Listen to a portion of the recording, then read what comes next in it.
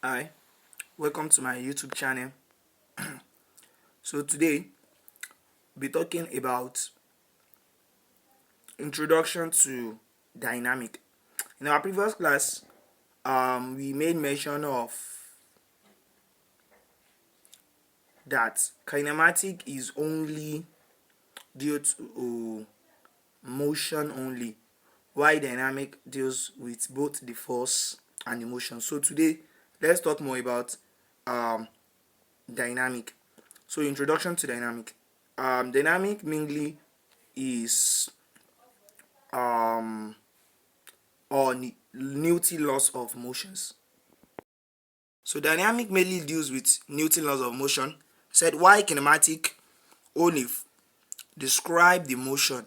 Dynamic explain the why the motion happened. That is the force uh that causes or change the motion. So the foundation of dynamic is Newton three laws, because these Newton laws are of three types. So the foundation of this dynamic, like we study in the force that causes the change of the motion, the foundation of them is this Newton three laws. Okay, so we are going to take those laws one after the other. The first one, we have the Newton force law.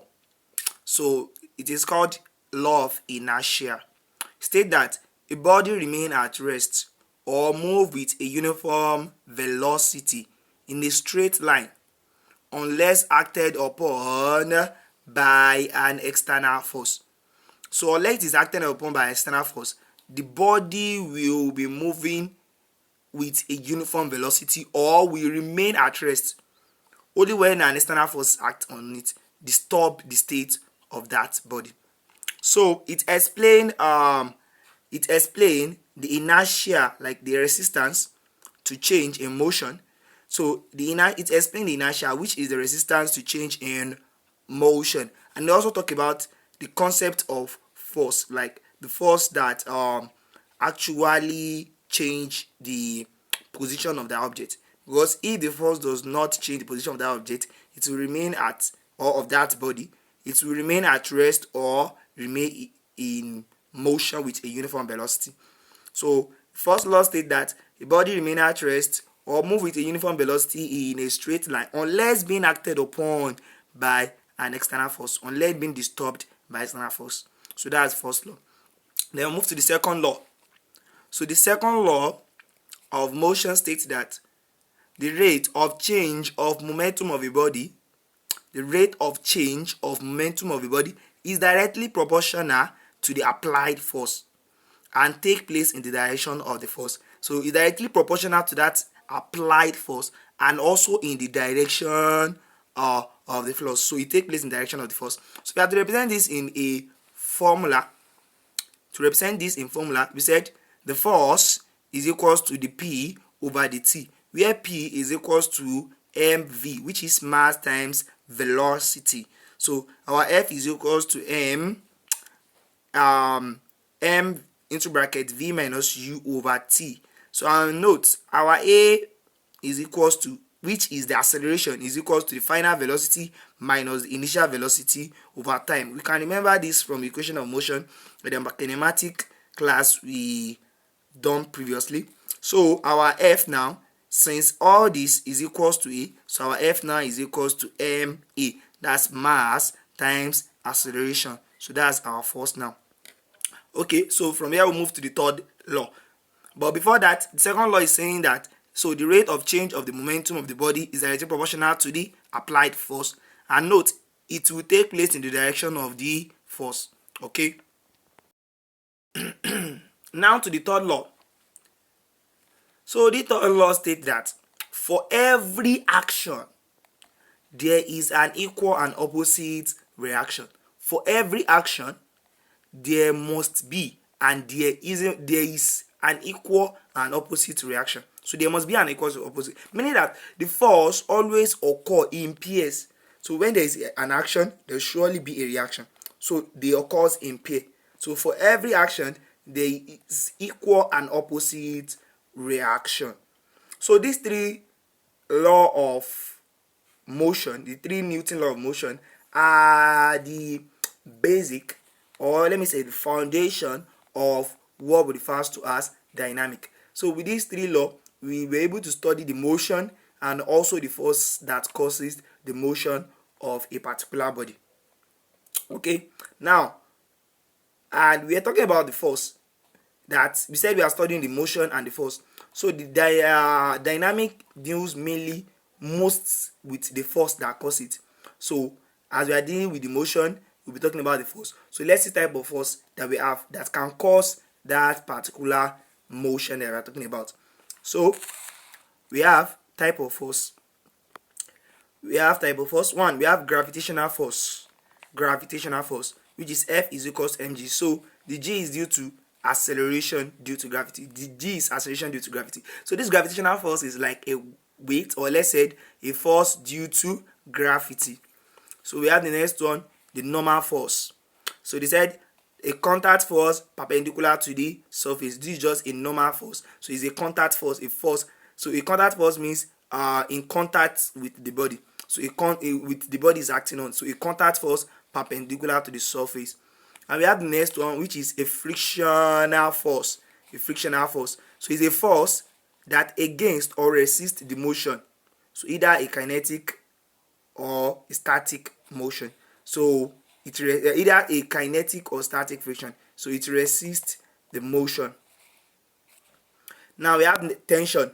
So they said tension, force in rope or string. Assuming we are trying to pull something, then we are pulling it with the help of a rope. So the force we are applying at the end of the rope, it will pass through the rope in form of tension. So that refers to as a tension force.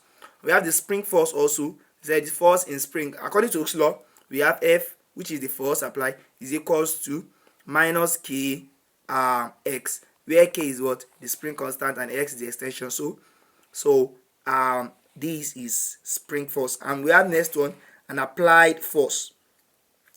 So applied force is just an external push or pull force. So a force that is being applied, that is being used to push something. So that means to move it away from you, or to pull something to move it closer to you. Okay. Now we want to talk about inertia. Inertia. So like we said, that inertia is the resistance to change a motion. It explains the resistance to change a motion. So we now have the method of inertia. One, we have inertia of rest. So resistance to start moving. So like a resistance the body must overcome before the body can start to move. That's what we refer to as inertia of rest. Next one, we have the inertia of motion. So resistance to stop. The body is already in motion already, is already moving. So for it to stop, it must overcome this inertia of motion. Sorry.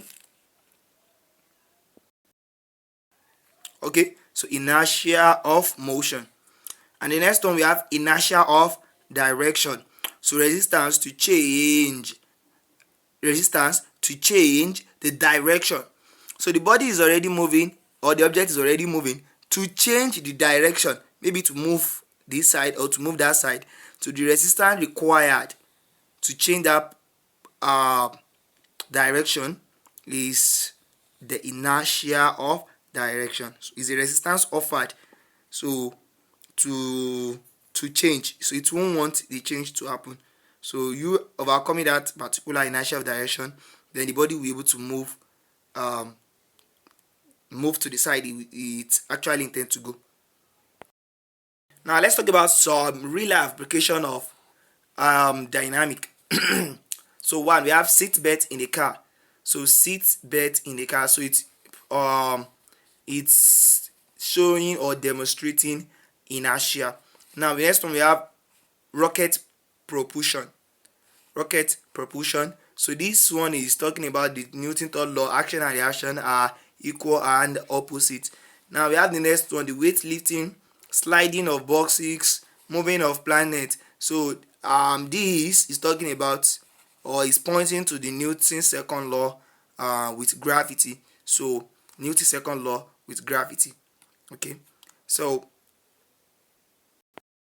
with this, we have been able to get an introduction to dynamic itself, what it entails, the foundation of dynamics, and some formulas in dynamics, some laws, the three Newton laws, the first, second, and third laws, and some real life example of those laws. So we'll be going, and I'll be taking some question in the next video. So some practice question on this dynamic of a thing. Thank you.